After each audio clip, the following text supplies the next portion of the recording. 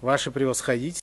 Your Excellencies, distinguished councillors, Secretary General Hu Lin-Zhao, Deputy Secretary General Malcolm Johnson, the directors of the Bureau, Mr. Rancy, Mr. Chesobli, and Mr. Sanu. Dear friends, as you'll be aware, this council session concludes a very important period for the ITU between two plenipotentiary conferences. This also reaffirms it's also underlined by the fact that a number of ministers, ambassadors, deputy ministers and other high-ranking officials who participated in the council, and also the large number of receptions that we had over these past 9 days, which we enjoyed. We had a large number of items to consider. We had a report on the strategic plan, the operational plans. We had a report of the CWG ITRs. We discussed our regional presence, the role of the ITU in strengthening international e-security. We discussed gender issues, and all of this was complicated. Every single one of these items required a collective, first and foremost, and cumulative, universal approach and consideration. We needed to think of our approach to this on a planetary scale so that we could find a consensus. I believe that in a number of items, I had a prepared speech, but I'll just change over to English so as to explain my feedback with regard to what the Council has been doing and my personal experience, so to say. To be brief, and I will have a lot of citings in my speech so that they should be easily translated from English to other languages. The ITRs and the Internet issues that we've been discussing for 6 years now, since 2012 and the creation of the group for ITR and Internet, they're in a way becoming obsolete. Not in the sense that we don't need ITR. I'm a strong believer that we need a universal document in order to stick to the one for everybody. At least I've said in the beginning that democracy is maybe not the most efficient way of ruling, but there's nothing better than the mankind has yet invented. And there are a lot of things that we need to address and hear here, and discuss here. For example, GDPR. GDPR is a new law adopted by European Union. By way, this is the biggest union of the states. If you take in terms of number of people, the number of countries that it's unite, and it's GDPR, which is, I believe, several years ago was not discussed at all. You take net neutrality. That is the law that has been recently, adopted in the United States of America. One of the obvious leaders in terms of ICT, the country that sets the targets, the vision for the rest of the world. So all these things, they should be addressed and should be discussed. And I believe that the general universal approach should be applied in this regard. True that if we look at the separation of the countries that would like to accept and to discuss the Internet and those that don't, I mean, proportionally, from the number point of view, there's a big discrepancy. But if you look at the economical strength of those countries that were adopting that we need a universal document, this is then it's totally opposite. I want to say that people are more like their own time than their fathers. That's an old Arab saying. And we are more alike here to each other than, not alike, because we belong to different countries, different civilizations, and so far and so forth. In this regard, I mean, what we've been doing here reminded me what Toynbee, the great British historian, called the dialogue of the civilizations. It's not about, what Huntington said, the conflict of the civilizations, but it's about the dialogue of the civilizations, because eventually we managed not to vote. We have agreed on everything. Even though, I mean, it's what the Germans say, sometimes we were too,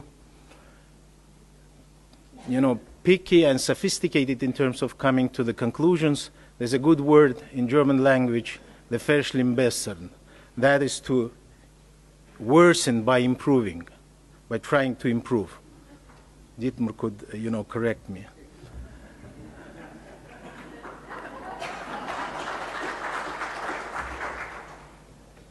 So maybe in this regard, just because of this constellation of different views, civilizations, countries, continents, and so forth, we shouldn't come to big conclusions. But in Japanese culture, we have a word which is called kaizen. Kaizen is a small steps towards daily, hourly improving of the very important matters.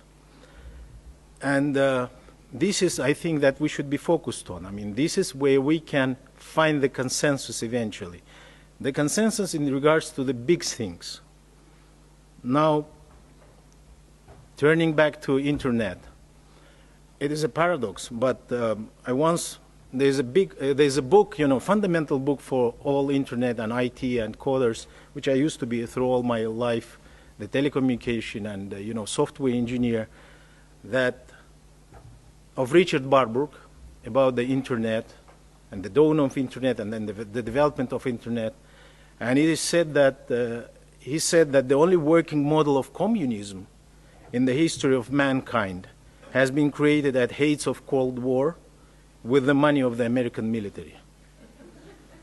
And this is how it looks. You could imagine, we don't have such tension here, but at that time, it was the brutal, confrontation between two worlds, and something appeared that in the future united the whole mankind. Because internet eventually is, as invention, as a creation, is something that could be matched to what Gutenberg, invented, the printing.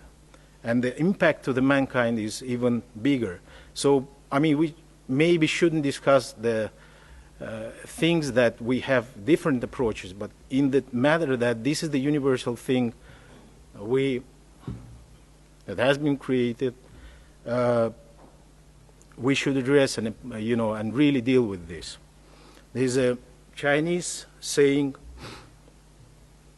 It is in a way Chinese, has a curse that may you live in the interesting times, or may you live in the times of the changes. And so we do. We are living in the times of changes. We're talking about the digital revolution and the shift to new industrial order and so far and so forth. We Russians, one of our poets said once that blessed are they who sojourn here in this world's fateful hours.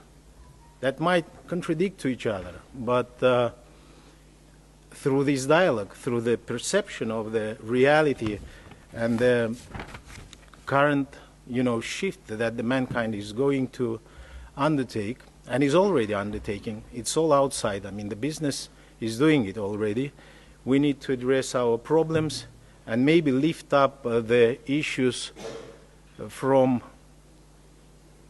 true very important for us, but maybe we should go through the issues like, new building or whatever faster in order to discuss more vital and important stuff. Internet is also,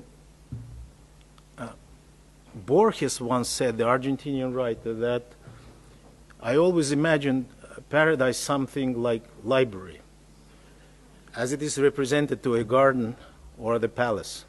Internet, in a way, is unifying these three traits of the paradise, because it's library, it's garden, that we need, to be careful with the trees that are planted in the garden. And it's a palace or house that we're living in. So, going further, I think that we are living in the epoch when two major, from the music point of view, two harmonies. We have major and minor. They have disappeared at a certain point. With Schoenberg, with many, composers that, were reflecting the shift of the 20th century and the tragedy of the mankind who passed through the Second World War, and the toll that the mankind paid for the peace. He said that these two major harmonies, they have disappeared, but at the same time they gave the way to the unique sound row, that is the chromatic scale, that gave birth to such harmonious complexes that the support of the main tone became pointless. So there is no main tone for us. Maybe in this council, in the ITU, you cannot, disregard the fact that this organization exists more than 1.5 centuries. You can imagine that the organization was established during the quite peaceful, period of the mankind between, the French-Prussian War and, the Great War. And so the people that have created this organization, they had, I believe, dreams that this organization will really help the whole world to prosper, to progress, to eliminate the gaps between different countries and so far and so forth. Now, I must tell that Secretary General said that I was successful because we managed to accomplish the Council in 9 days or 8 days instead of 9 days. And this is the gift, I think, from me, Darin, the Secretariat, Vernita, to have one day that nobody, I was never, granted, or there was no such a present for me in my life. Now I think that, and you all, with your work, with your efforts, with your, attachment, personal attached to the matters, made it so that we have accomplished in a fast way. And I believe there will be a lot of appreciations towards me or Secretariat, but I can tell you that no man is an island, and every man is a piece of continent. And we here, a part of the main. That's what John Donne said in 18th century. That's a British poet. So I will now go back to Russian and will say that, дамы и господа. Ladies and gentlemen, thanks to the constructive approach and the spirit of compromise which has been made manifest, the Council has managed to take a decision in accordance with its terms of reference and base documents of the Union.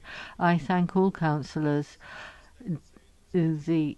Azuz, Deputy Chair, Vice Chair of the Council, who in 1 year will have to do what I have done now, Miss Harris, the Chair of the Admin Committee, and her Vice Chairs, Secretary General Mr. Zhao, Mr. Johnson, Deputy Secretary General, Mr. Rancy, Mr. Lee, and Mr. Sanu, the Directors of the Bureaus, and the Secretary, Ms. Bogdan Martin, Mr. Ba, Mr. Guillaume, Madame Pouchon, all the Secretariat for their invaluable help and support in Council work. My special thanks to the interpreters, précis writers. I know it's difficult to interpret. So many people, so many ideas. It's not a question of language. It's just that everyone has their own lexicon and mindset. I'd also like to thank the delegations of the countries which organised the receptions and the coffee breaks. The coffee breaks and the receptions are very important, in fact, because they provide an informal setting for discussion of many issues, so that those knots which have been tied up in plenary or in the admin committee meetings can be untied and untangled. So now I shall close the meeting on that note, and I hope to see you all at our final meeting on the 26th October this year in Dubai. Thank you.